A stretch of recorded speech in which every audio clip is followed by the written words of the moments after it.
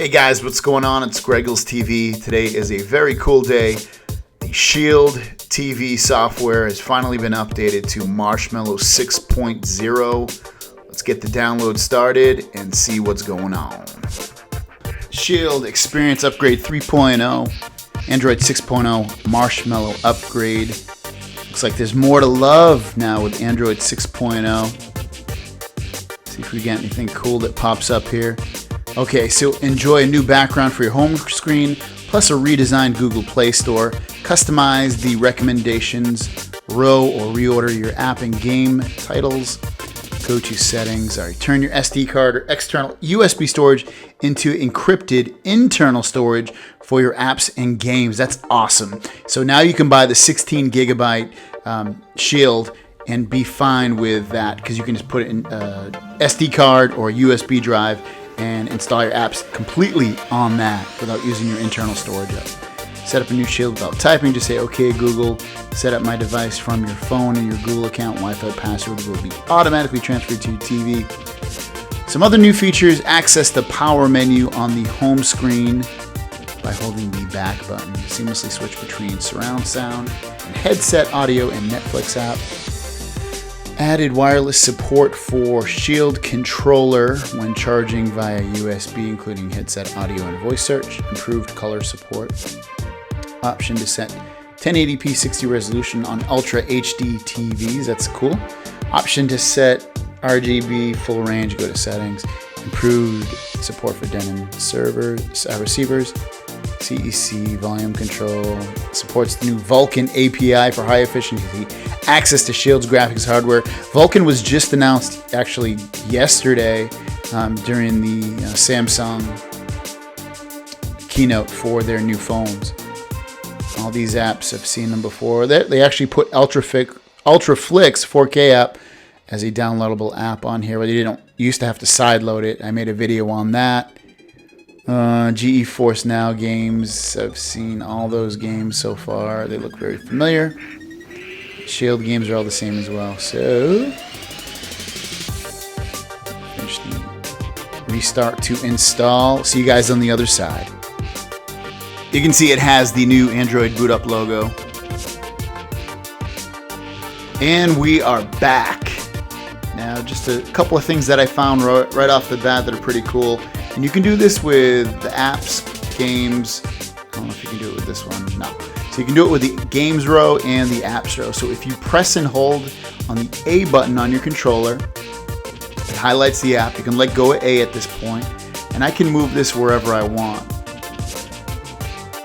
So say I want to leave it right here, and then I would just hit save and exit.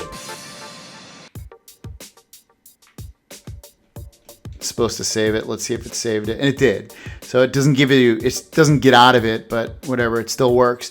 Another cool thing is you don't need to go into settings now to uninstall an app. So for instance, say you don't want to play this game anymore, press and hold A, and then at the bottom you'll see uninstall. I'm going to click on that.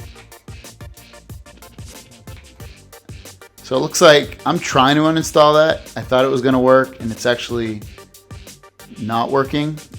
I'm pressing down all the way. You can see it's not uninstalling. Won't let me. So it looks like a bug right there. That's kind of lame. You try a different game. So that's kind of lame. That doesn't work. But again, you can do this with the apps row too. If you want to move one of these apps, you just move it. Very, very easy. Let's see if we can uninstall one of these apps. So I will uninstall TV Launcher. Yeah, it doesn't work. It's lame. Whatever. It would be cool if it worked, but it doesn't work. Also, what else do we have here? Everything else kind of seems the same. If you go into settings, I don't remember this being here. It might have been here, but I don't think it was. When you look at home screens, you can display or hide certain things in here. So like if you don't want to see, Twitch, for instance, you can turn it off so it doesn't show up. Apps and games, when you go into that, you can customize the order. You can make it most recently used, or customize the order yourself. Same thing with the apps row and the games row. So it's kind of a cool little feature they added to that. I guess it feels a little bit snappier, but it could be just because it's off a fresh boot. I'll show you the About page. So you get version 6.0, which is Marshmallow, and then Shield Android version 3.0. There was also an update for the controller. So once you do the 6.0 update, it's going to tell you that there's an update for the controller. I already did that. When you insert a SD card for the first time in the NVIDIA Shield TV, you get this SD card connected setup. It says you can use the SD card as removable storage and use it with other devices, but you cannot install apps on it. Or you can set up the SD card as internal storage if you want to replace your current storage and use it to install apps. Once formatted, it will only work with this device. So I'm not going to set it up as internal storage because I do have some stuff on there that I need. But if you wanted to, you can install apps on this like I was saying earlier, and you'll have full access to them without using up your internal storage. So that's a very awesome, cool feature, probably the best feature of this update. But otherwise, it's obviously any update's a welcome update. So if you guys notice anything that's new about this, let me know in the comments down below. If there's anything you guys would like to see as well, let me know that as well. Thanks for watching. I'll see you guys down the road. Peace.